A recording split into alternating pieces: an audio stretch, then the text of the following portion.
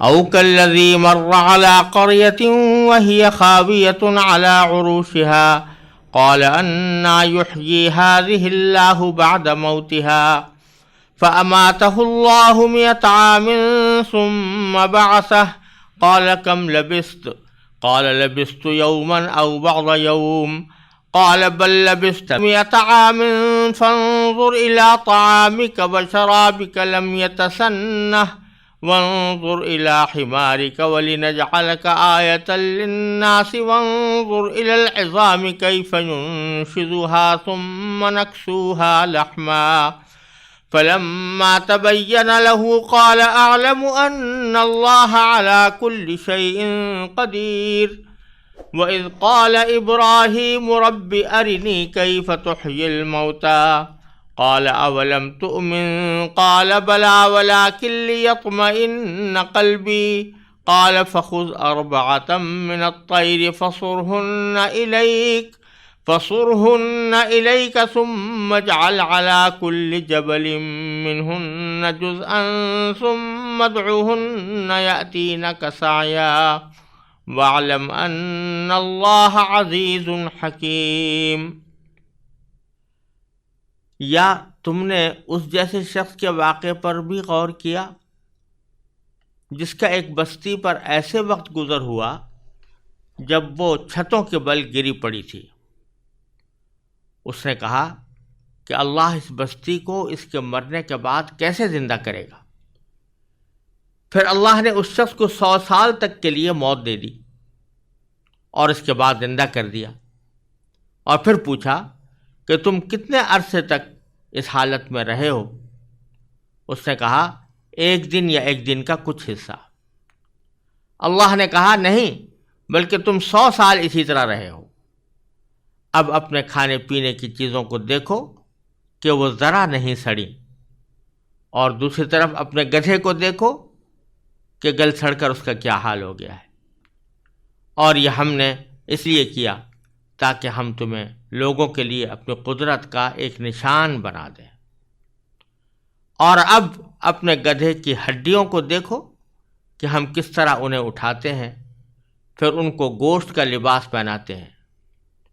چنانچہ جب حقیقت کھل کر اس کے سامنے آ گئی تو وہ بول اٹھا کہ مجھے یقین ہے اللہ ہر چیز پر قدرت رکھتا ہے۔ اور اس وقت کا تذکرہ سنو جب ابراہیم نے کہا تھا کہ میرے پروردگار مجھے دکھائیے کہ آپ مردوں کو کیسے زندہ کرتے ہیں۔ اللہ نے کہا کیا تمہیں یقین نہیں؟ کہنے لگے یقین کیوں نہ ہوتا، مگر یہ خواہش اس لیے کی ہے تاکہ میرے دل کو پورا اطمینان حاصل ہو جائے۔ اللہ نے کہا اچھا تو 4 پرندے لو اور انہیں اپنے سے مانوس کر لو، پھر ان کو ذبح کر کے ان کا ایک ایک حصہ ہر پہاڑ پر رکھ دو، پھر ان کو بلاؤ، وہ چاروں تمہارے پاس دوڑے چلے آئیں گے، اور جان رکھو کہ اللہ پوری طرح صاحب اقتدار بھی ہے، اعلیٰ درجے کی حکمت والا بھی۔ یہاں اللہ تبارک و تعالی نے 2 ایسے واقعے ذکر فرمائے ہیں جن میں اس نے اپنے 2 خاص بندوں کو اس دنیا ہی میں مردوں کو زندہ کرنے کا مشاہدہ کرایا۔ پہلے واقعے میں ایک ایسی بستی کا ذکر ہے جو مکمل طور پر تباہ ہو چکی تھی، اس کے تمام باشندے مر کھپ چکے تھے اور مکانات چھتوں سمیت گر کر مٹی میں مل گئے تھے۔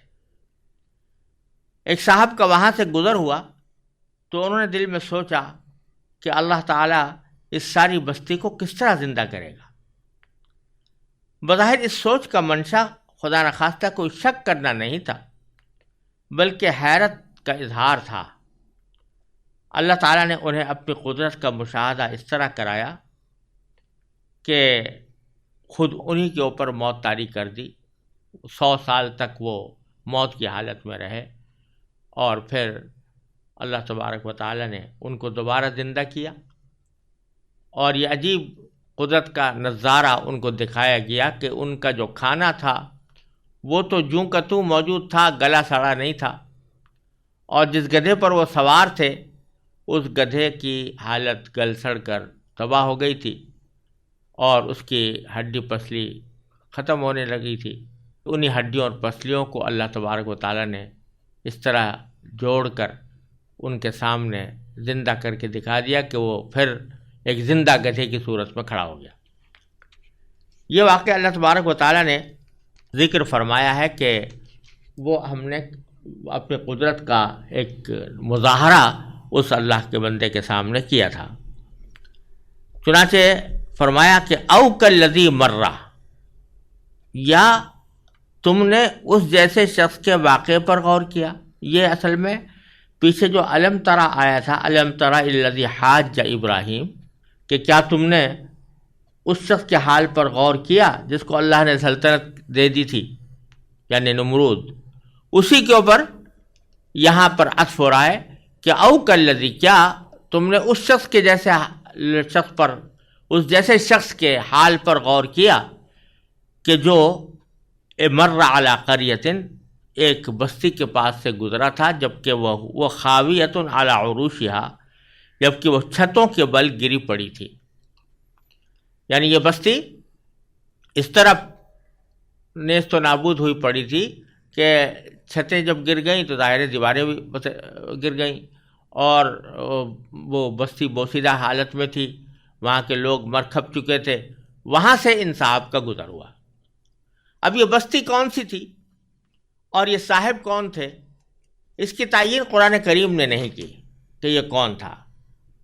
بعض حضرات نے یہ کہا ہے کہ یہ بستی بیت المقدس تھی، اور یہ اس وقت کا واقعہ ہے جب بخت نصر نے بیت المقدس پر حملہ کر کے اسے تباہ کر ڈالا تھا.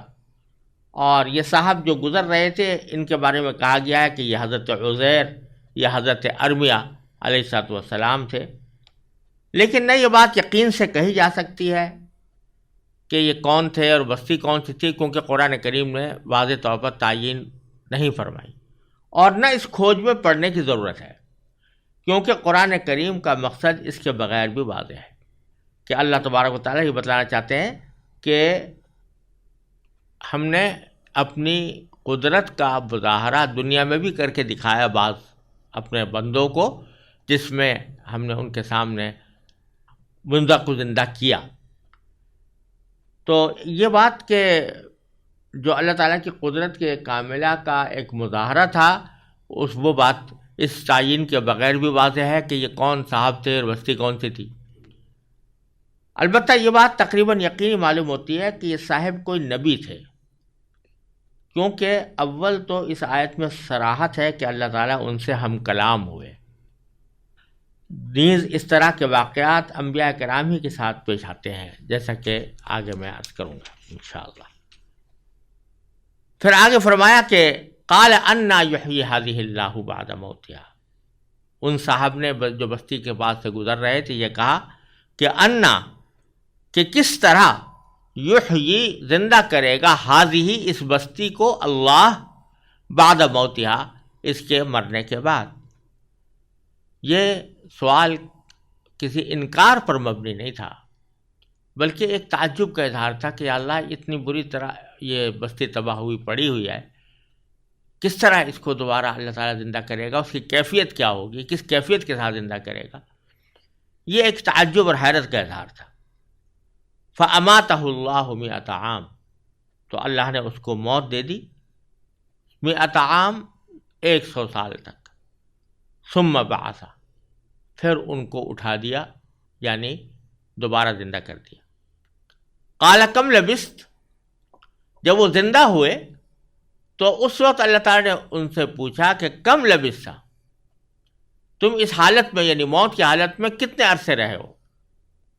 قال، تو اس کے جواب میں انہوں نے کہا لبثت یوما او بعض یوم، میں یا تو ایک دن رہا ہوں یا دن کا کچھ حصہ رہا ہوں. یعنی ان کو 100 سال کا جو عرصہ جو موت کی حالت میں گزرا تھا، وہ سارا کا سارا عرصہ بالکل ایسا لگ رہا تھا کہ کچھ زیادہ دیر نہیں گزری، ایک دن یا دن کا کچھ حصہ. انہوں نے کہا کہ اتنا ہی میں رہا ہوں، حالانکہ حقیقت میں وہ 100 سال رہے تھے. قال بل لبثت 100 عام، تو اس پر اللہ تعالیٰ نے فرمایا کہ بلکہ تم 100 سال اسی حالت میں رہے ہو، اور 100 سال اس حالت میں رہے ہو اور اس کے بعد تمہیں محسوس ہو رہا ہے جیسے ایک دن یا آدھا دن گزرا. تو یہ در حقیقت بیان کرنے سے اللہ تبارک و تعالی ہمیں اور آپ کو اس بات پر مطلع فرما رہے ہیں کہ انسان کی مرنے کے بعد جو زندگی آنے والی ہے، جیسے عالم برزخ، تو وہ بھی بہت تیزی کے ساتھ انسان سے گزر جائے گا. ورنہ بعض اوقات انسان کے دل میں خیال پیدا ہوتا ہے کہ ابھی تو ہم زندہ ہیں، پھر موت آئے گی، پھر عالم برزخ ہوگا. وہ عالم برزخ قیامت تک جاری رہے گا، پھر قیامت آئے گی، پھر حساب و کتاب ہوگا، پھر حشر و نشر ہوگا، اور اس کے بعد پھر کہیں معاملہ جنت یا دوزخ کا آئے گا. تو یہ تو جنت اور دوزخ کا معاملہ تو بہت دور ہو گیا. لیکن اللہ تبارک و تعالیٰ یہ فرما رہے ہیں یہاں پر کہ دیکھو جس طرح اس شخص کو 100 سال کی موت کا پتہ ہی نہیں چلا، ایسا لگا جیسے کہ ایک دن گزرا، اسی طرح عالم برزخ کی جو زندگی ہے، جب انسان مرے گا تو اس کے بعد عالم برزخ کی جو زندگی ہے وہ اس کو بہت مختصر معلوم ہوگی، بلکہ دنیا کی زندگی بھی مختصر معلوم ہوگی. جیسا کہ قرآن کریم نے دوسری جگہ فرمایا کہ جب وہ اٹھیں گے تو یہ کہیں گے کہ ہم شاید ایک ہی شام رہے تھے یا صرف صبح کے وقت میں رہے تھے. تو وہ انسان کو وہ سارا وقت بہت تیزی سے گزرتا ہوا معلوم ہوگا، اور اس کے نتیجے میں وہ بڑی سی بڑی مدت کو مختصر مدت سمجھے گا. اب آگے اللہ تعالیٰ فرماتے ہیں فانظر الی طعامک و شرابک لم یتسنہ. اب اللہ تعالیٰ اپنی قدرت کا ایک عظیم مظاہرہ ان کے سامنے کرتے ہوئے ان کو دکھاتے ہیں کہ دیکھو تم تو 100 سال مرے رہے ہو، موت تمہارے اوپر 100 سال طاری رہی ہے. اب ذرا تم اپنے کھانے کو اور اپنے پانی کو دیکھو، جو تم اس وقت میں جب کہ موت تمہارے اوپر طاری کی گئی تھی، اس وقت تمہارا جو کھانا تمہارے ساتھ تھا یا پانی کی جو چیز تمہارے ساتھ تھی، ذرا اس کو دیکھو.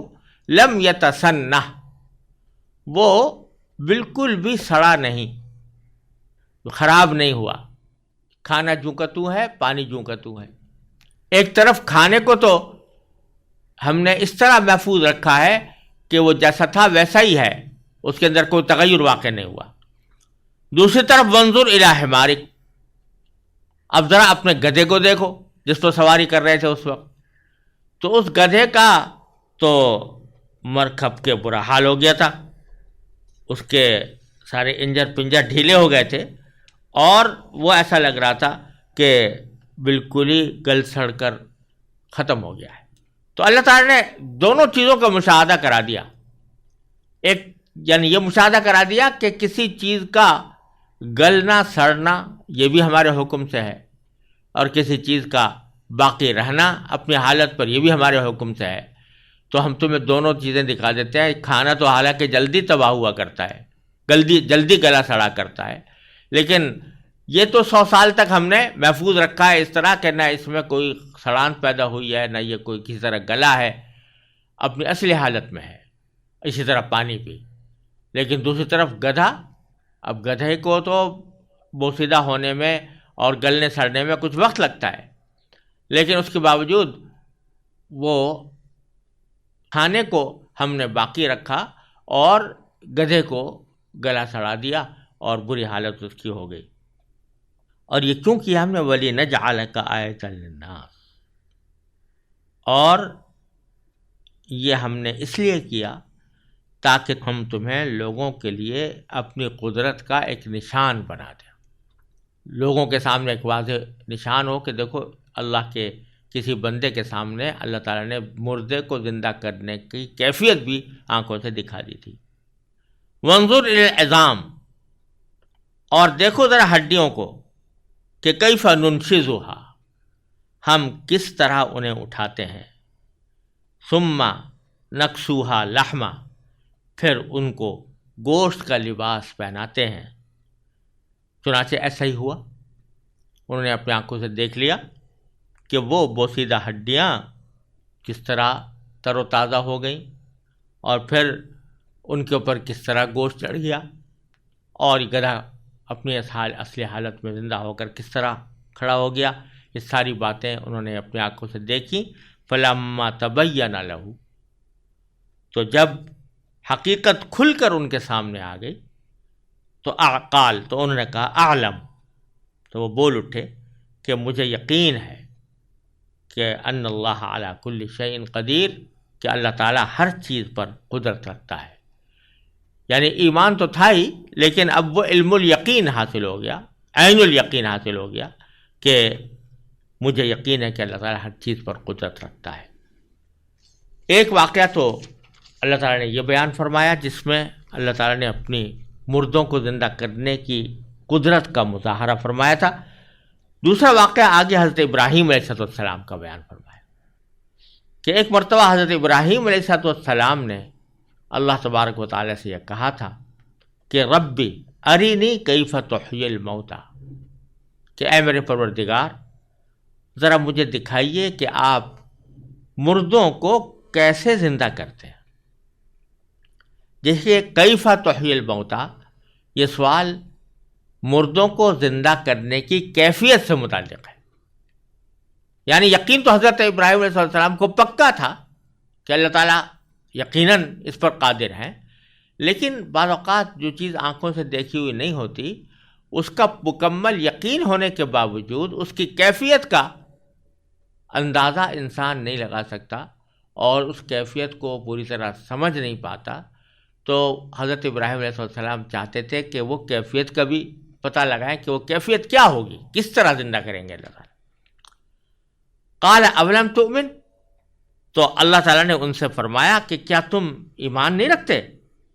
قال بلا، تو ابراہیم علیہ السلام نے کہا کہ ایمان کیوں نہ رکھتا، ولکن لیطمئن قلبی، لیکن میں سوال اس لیے کر رہا ہوں تاکہ میرا دل مطمئن ہو جائے. اس سوال و جواب کے ذریعے اللہ تبارک و تعالیٰ نے یہ بات صاف کر دی کہ حضرت ابراہیم علیہ السلام کی یہ فرمائش خدا نخواستہ کسی شک کی وجہ سے نہیں تھی. انہیں اللہ تعالیٰ کی قدرت کاملہ پر پورا یقین تھا، لیکن آنکھوں سے دیکھنے کی بات ہی کچھ اور ہوتی ہے.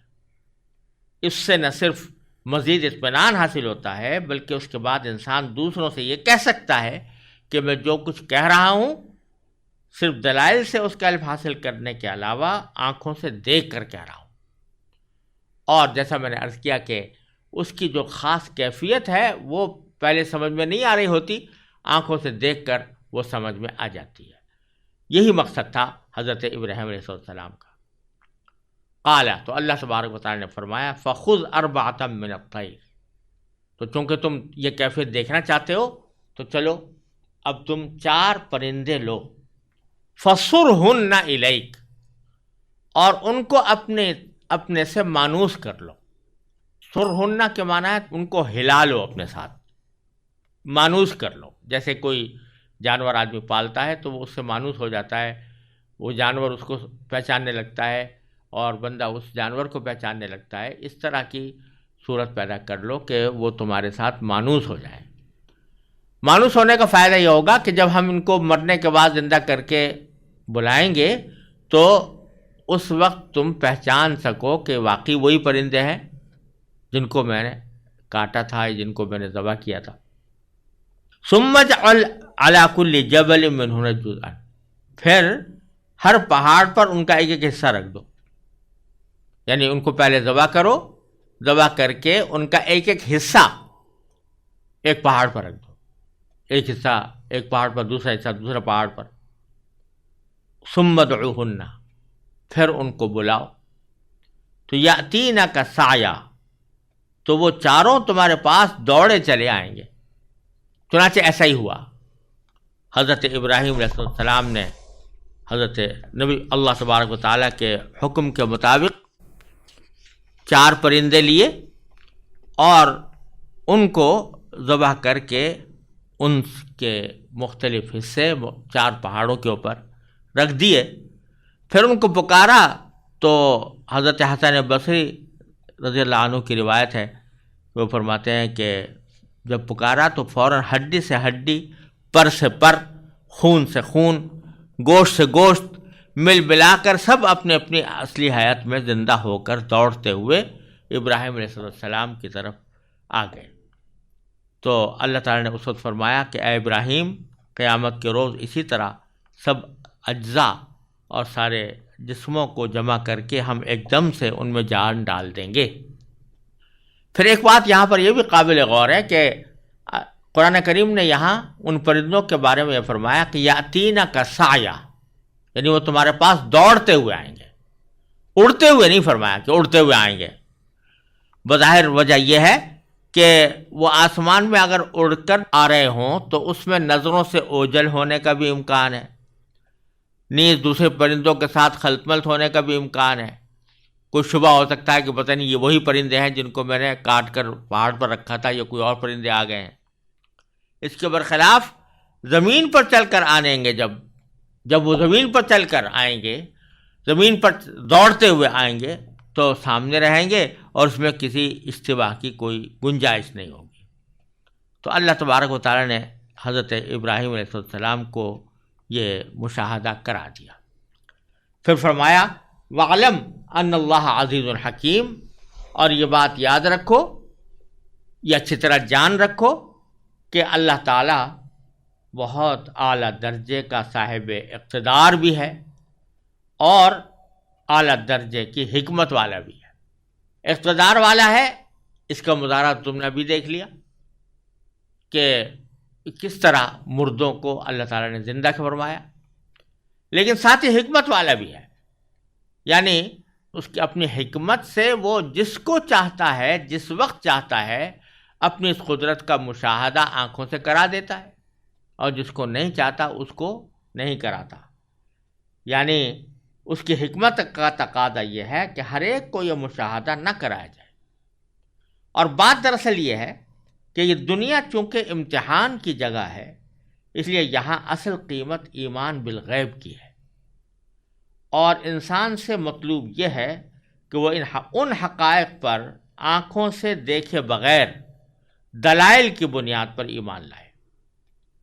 البتہ انبیاء کرام کا معاملہ عام لوگوں سے مختلف ہوتا ہے۔